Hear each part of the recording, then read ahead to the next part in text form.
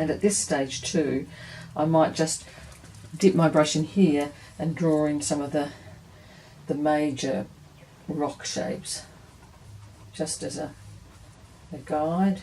But I don't want it to be exactly like in the in the photo. I'm just using that as a rough guide, and then I'll do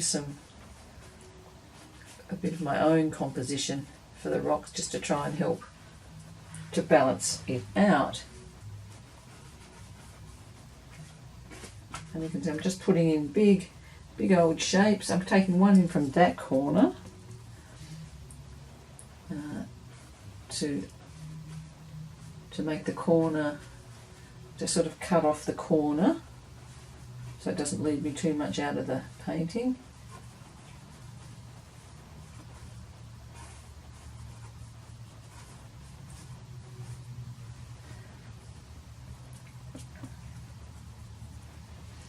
And some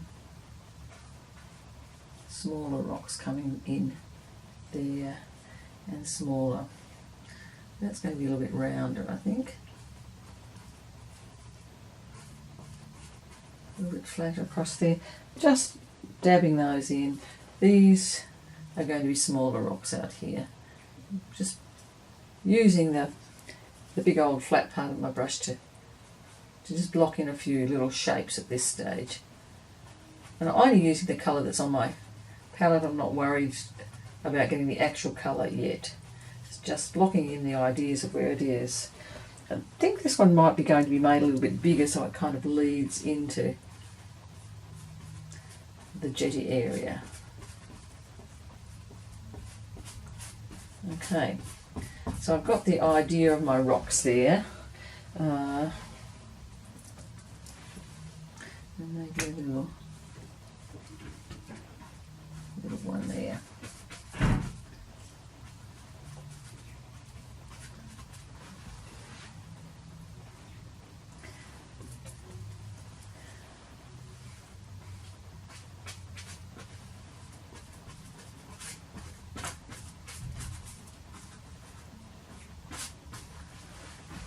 So, whole batch of rocks leading in.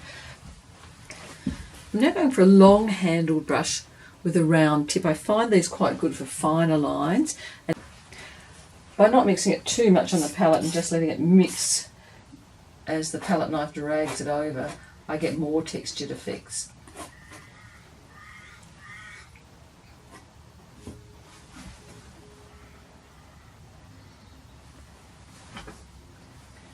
This palette knife has a little sort of curve on the edge. You can see that curve. This palette knife has a little curve on the edge, and that's quite useful if I want to go around a more curvy bit.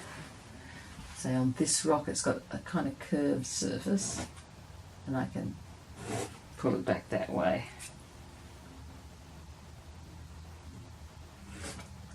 So that you can get all sorts of shapes in the palette knives. I have a little bit of a collection of them. And then you can just try to get some different effects by using different shapes.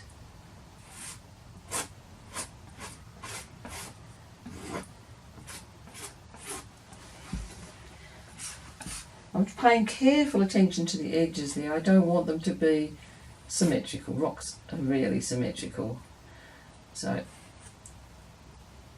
for example, this one's got a rounded edge there, but then I'm pulling it back so it's a nice long edge there. And then when they overlap, just making some sharp edges so I've got contrast between dark and light, and that will help things place things a bit better. I'm going to have some darker, smaller rocks out here, so they will come up against there. I want to get the big shapes in first, and then I can think more about the smaller rocks as I go. Over towards the edge, I'm going to make it a little bit darker, and not quite so much texture on it, so that the eye doesn't get drawn too much to the edge. So it won't have as much texture, and it'll be a little bit more neutral. We don't want to lead the eye out of a painting. So at the edges and in the corners, try and make your your objects a little less well defined. Keep more of the detail for in this area. The detail on this one is going to be the jetty going back, the old jetty stumps, and all the texture of the rocks. That big cloud up there will be important as well, but I don't want the rocks down in the corners to be competing with it, so I'm not going to put quite so much detail in those areas. And similarly over this side, I'll keep the yellows a bit more muted and the purple's not quite so lively as up here in the more central rocks. So you can see it's more greened and greyed off than the central ones. And I'm just going to keep working back and forth in the rocks like so. Down in here it's going to be quite the shadowed part of the rock, so I go with a lot of blues and even some of that deep purple.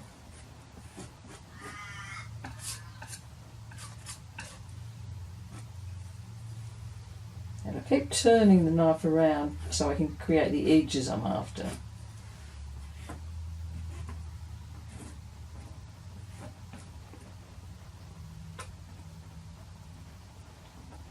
If I keep working into it too much, I lose the nice texture, but I can go back over it again. Just putting a bit of the darker colours down here. But I want to keep the lighter edge against those shadows back there.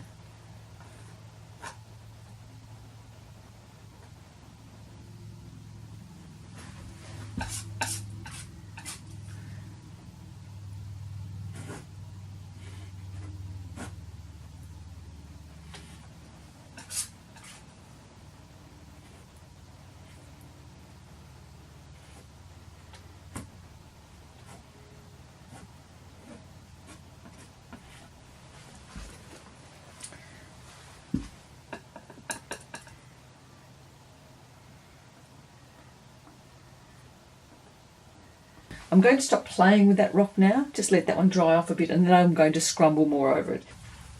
Unless you're a super realist painter, then don't get too carried away with creating things just as you see them.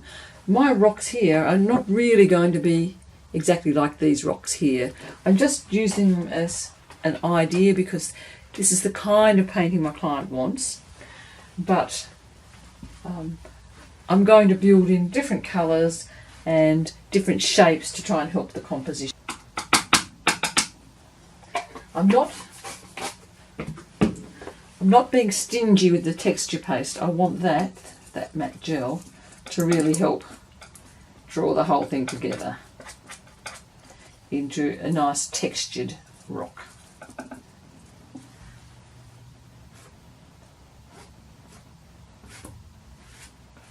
You can see what great texture it does there if you drag it over there and leave some of the other canvas showing behind it.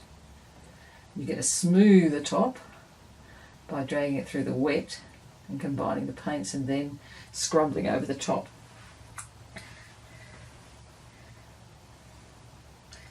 This one back here I might start off with let's use my other palette knife. I'm trying to keep two separate palette knives here, one for the more yellow colours, to which I'm going to add in a little bit of pink this time as well.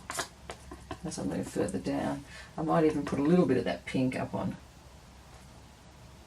that rock by just pulling it over, reflecting some of the pinks out of the sunsetty sky.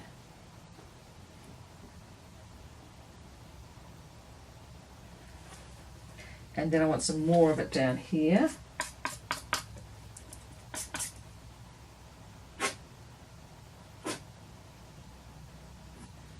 Just so I've got the just putting the tape back up so I can revisit that sky a little bit. I'd like it to be slightly brighter than it is. I've just mixed up a slightly brighter version there, loading it up, and I don't have to worry because I've got that tape that I'm running over the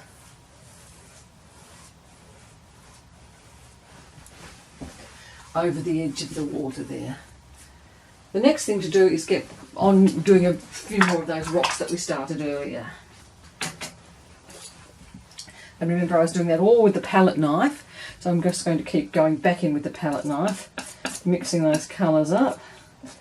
Some really dark ones, mixing them up with the gel medium, the matte gel medium, and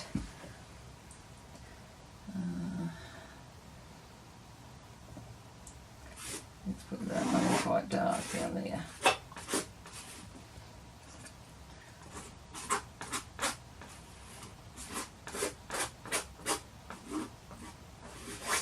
And again, try to keep it more neutral as I come down towards the bottom here.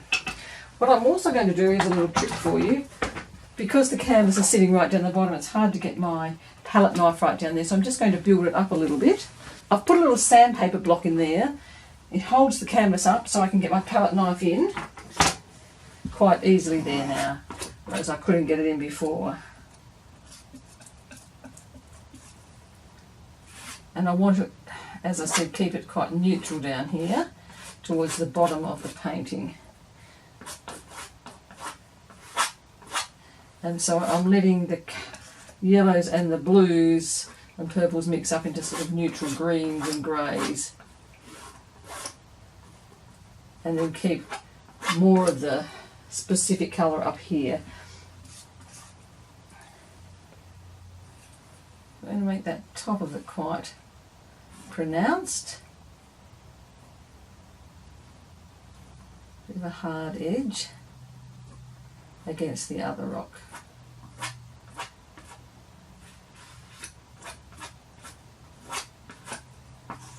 And I can pull that right down off the bottom of the canvas.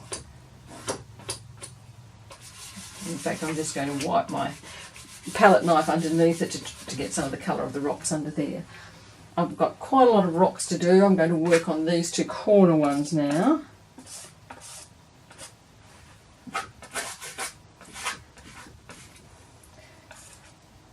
Just greying it off a bit.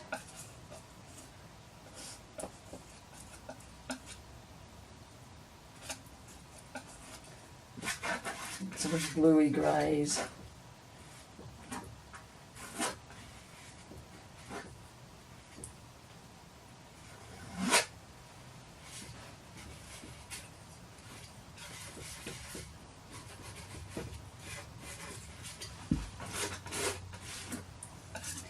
But keeping some of those lighter colours in it as well. We'll be redoing those edges a bit later, but right now it's just getting in the main shapes. Again, once I get down to the edge, I can take it right to the edge.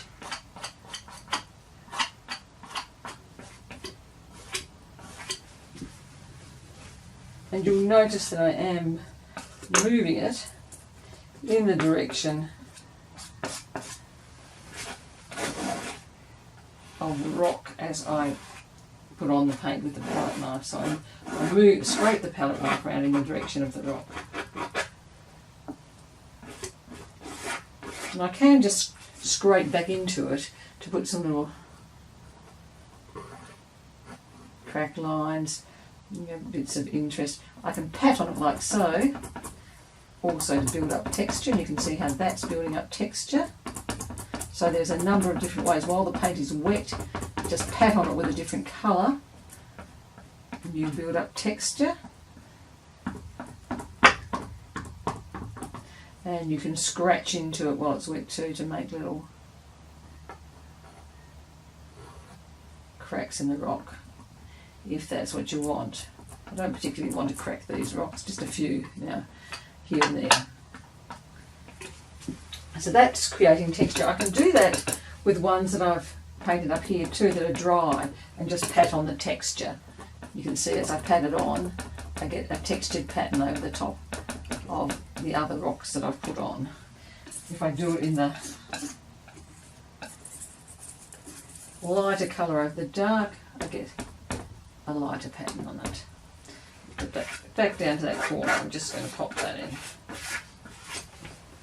Using a palette knife does use up quite a lot of paint. I don't really care about the fact I haven't mixed up enough paint to do the rocks in one go, because I'm trying to get variation in colour, and sometimes if I mix up big batches, I lose that variety, so I don't mind. I have two blacks in my acrylic kit.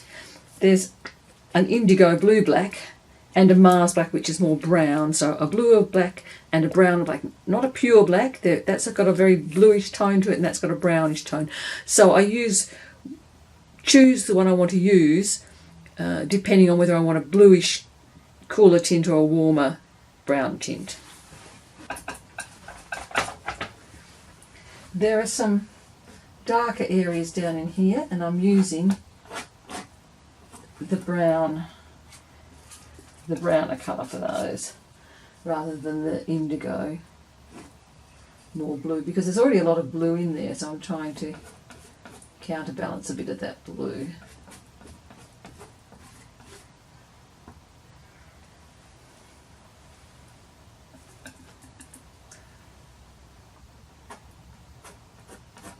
And again, I'm just pulling that darker colour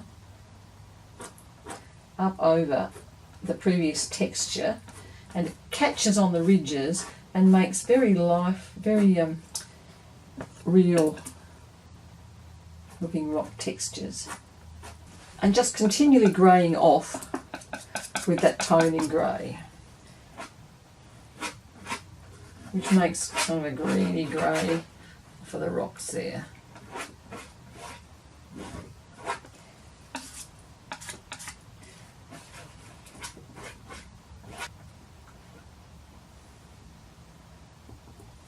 I'm doing a bit of that patting again on top of that rock to create a little bit of texture, and I might do a little bit more patting up here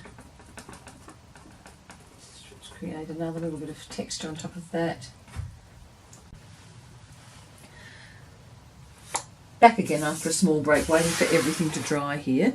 I'm going to be going in and doing the little rocks here and finishing off these rocks, and then we'll be putting in the jetty posts that are going back here. Let's start with the small rocks there. I've had my palette all closed up overnight, so all the paint is still nice and wet.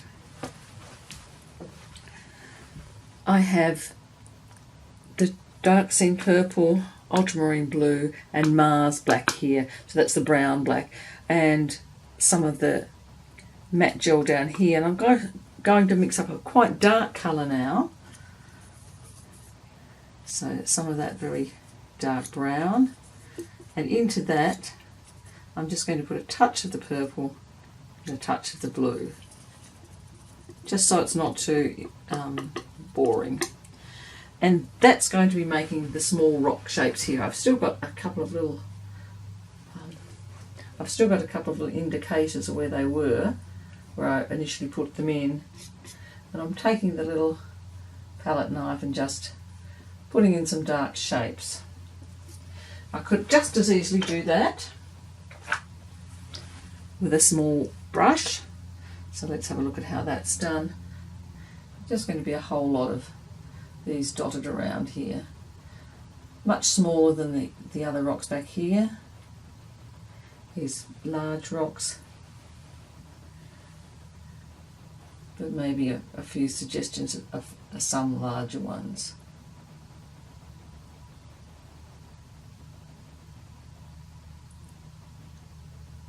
And I'll worry about cleaning up that edge of that rock later on, so I just want to put in some suggestions of rocks, and I'm not being too careful here about how I do it, and the idea is to lead out, so I've got this sweep going that way, leading me out to this point, and then I'll have a couple of little rocks here. There's some small ones.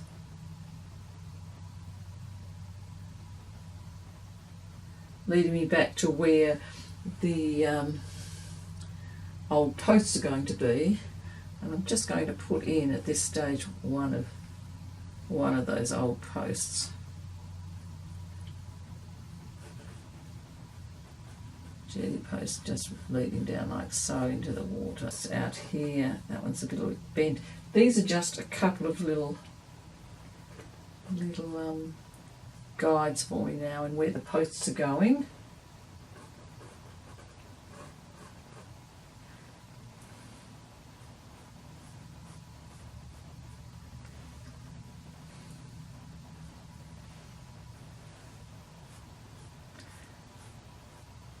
Trying to get the proportions right here. So they start off quite large there, quite tall, and they'll work their way back towards a central spot here on the horizon.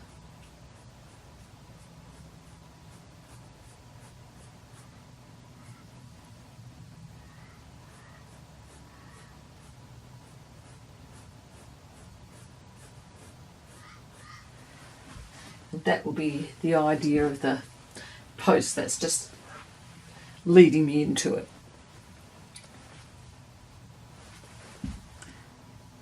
A little bit of yellow ochre into those as well to make some warmth.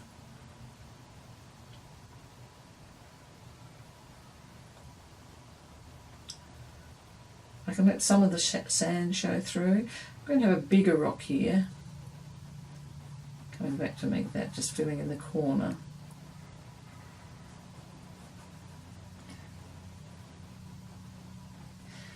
I'm going back now to my palette knife for this one, just so I can get that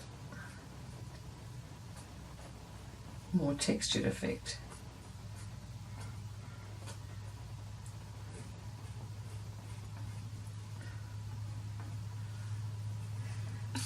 Adding in a little bit of that there.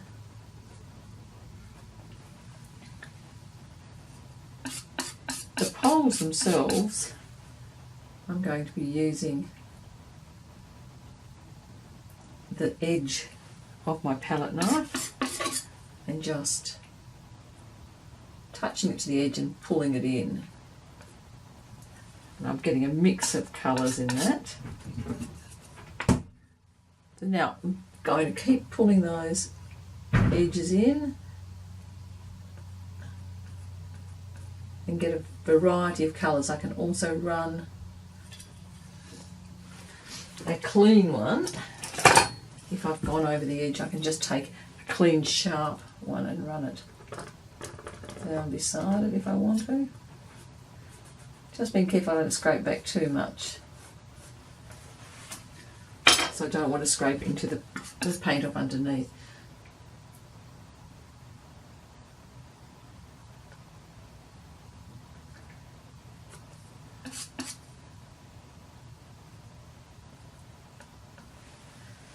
They've all got to go a little bit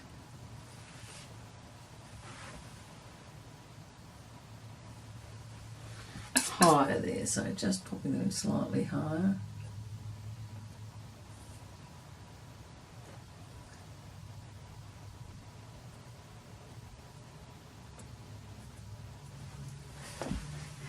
We get a very nice textured effect by using some of the matte gel in with that, and I want to create a little bit of darker bottoms to it.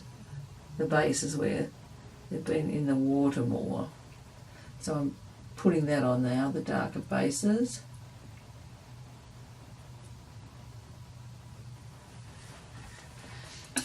This one's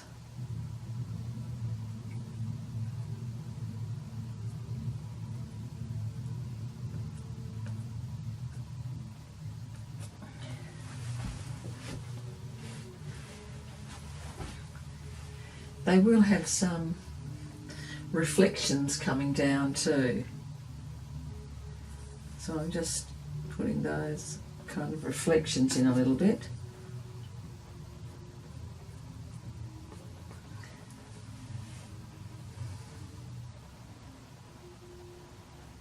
And when I put the reflections in, I've got to remember that they reverse the angle of the ones above it. And there'll be a little bit of reflection down here.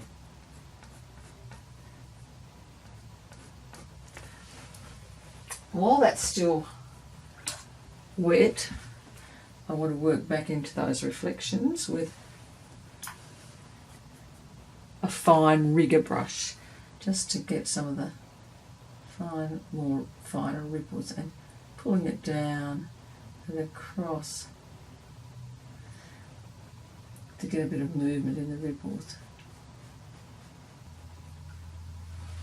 I'm going to just use a little bit of blue at this stage in there, in amongst the ripples, pulling it across.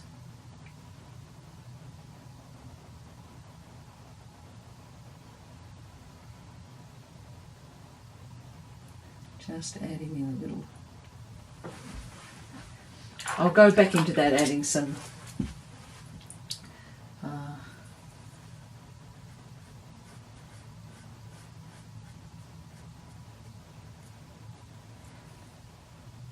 just some blues pulled from surrounding areas into that to make the ripples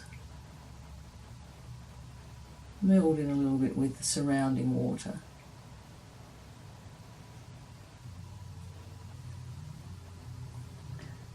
Putting some light areas on them as well.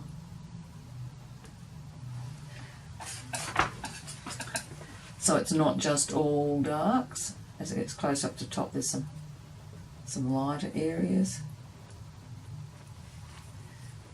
I'll add a little bit of that over on this one.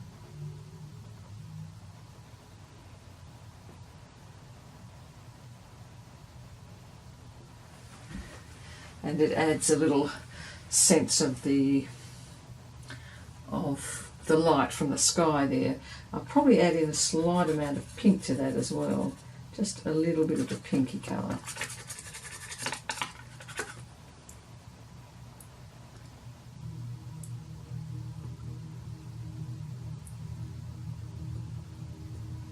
Just to bring in some of the sky colours.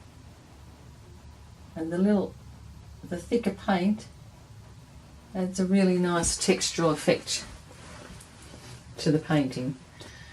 I'm going to add some of the jetty colour that I mixed up on my palette here into the rocks as well. So I've got rocks down here which will help to unify areas of the painting too.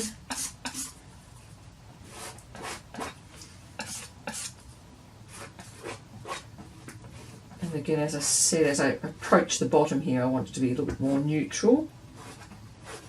Although I can have some sort of shadowy colours in there. Now in some of these areas I've put a lot of texture effects. I can go back in with a brush and just wash in some of the colour as well. It doesn't all have to be texture effects down here with the palette knife. So I've washed in a bit of colour there, and now I'm going to do a bit of dragging with it. And just use my finger. You can dip your finger in a bit of matte gel or gloss or whatever you want to just soften off some of the edges if you want to, and scrumble some of the paint around over the rest of the rock there. So I can take my finger, dip it right into the palette like so, and then use that to paint on some of the rocks as well. And that will smooth where I don't want quite so much texture. That will fill in the area of the rocks quite nicely without creating too much texture. When it's dry, I can scrape back into it a bit if I want to. Again, down here I'm going to pop some of it in with my finger.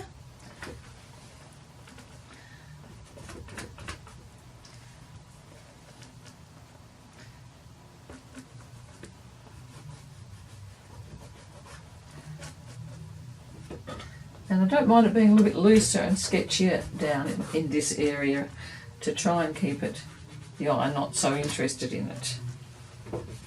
Taking a bit of those yellow greys now, putting a bit more of the grey into them, a bit more of the texture gel, and using those greys for some scraping over the rocks for a little bit more texture there. Some more solid areas of texture, then going back into just scraped over texture. I'll use it up here as well, just so it's not quite so yellow.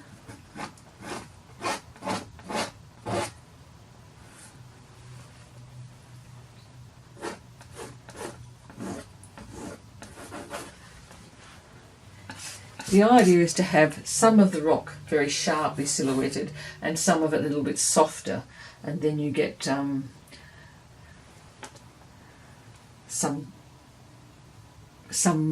different visual interest by having softer edges and harder edges. As it comes around here against the dark rocks, I'm going to make it a bit harder and make it a bit yellower as I come down there against the purples.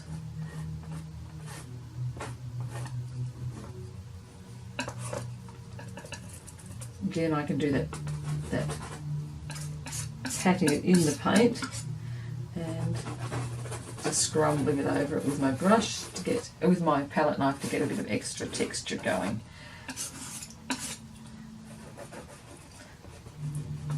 And down in the areas where I want it to be darker, I can just use that finger of mine again to cover some of the lighter areas behind it.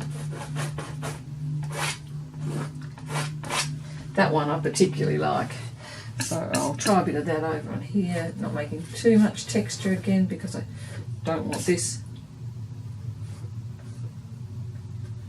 to be too texturized.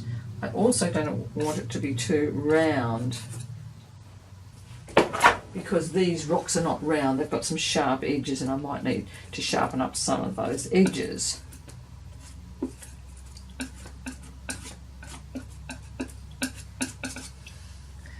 So I make this one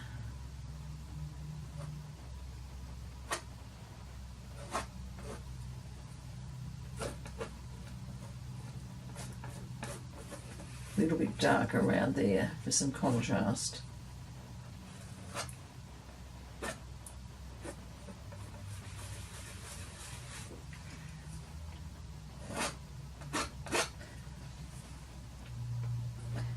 Just using the old palette knife again to get into those nooks and crannies and suggest a bit of dark shadow. And I want to dark shadow up quite a few of these now, so it's going to come in quite dark here, all around this rock, and I'm using the palette knife to get me a nice sharp edge.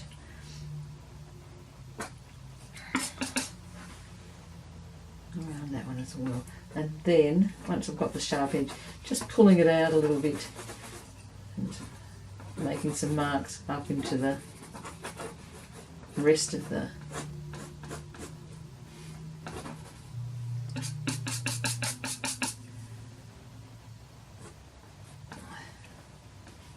area as well of rock. So I'm ending up with quite a nice sharp edge there, a soft edge there. I'm going to make that one a little bit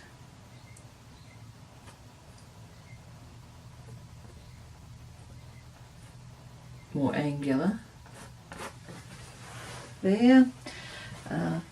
Working over here, I'll make it a mix of the yellow and the purpley greys.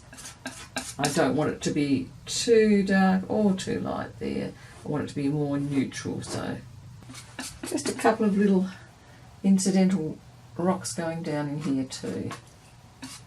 So I felt that space was a little bit empty.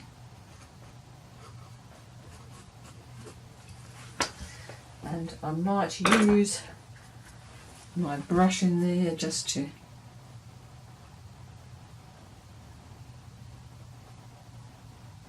fill in that gap, and then I'll do some highlights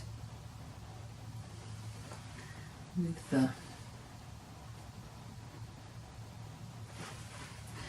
palette knife.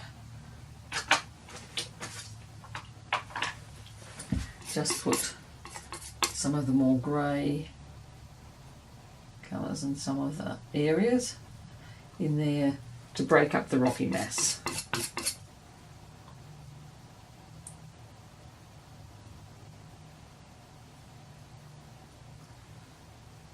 I'm adding a little bit up here now it's dried off slightly for a bit more texture and variation in the rocks.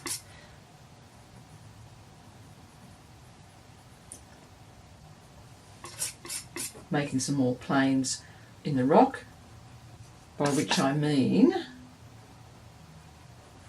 having some lighter and darker areas within the rock surface to suggest that there are variations in it and bumps in it that are creating some shadows. And again, putting some more texturizing bits over the top of that just with the palette knife and scraping it, loading it up and scraping it to create some highlights. And just by doing layers and layers of this, building it up, putting on the colour, letting it dry, then working back into it with another layer loaded on your palette knife, you can create a lot of different texture in those rocks. You can see down in this little area here where I've created a sense of form by having the light and the dark there, and you get a sense of that rock moving around a little bit. I can put in a little darker bit down here if I want to create some sort of shadow bit going underneath it. Here I'm putting in a few extra darks and just sharpening up that edge a little. Just putting a couple of finishing touches on now.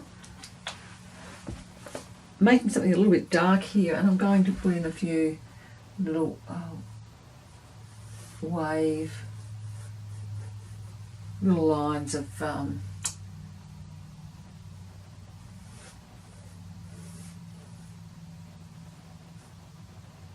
darks, ripples there, just to indicate that it's coming in onto the sand. When I put my signature on, I aim for it to be part of the whole picture, to lend itself to the composition, to stand out but not too much.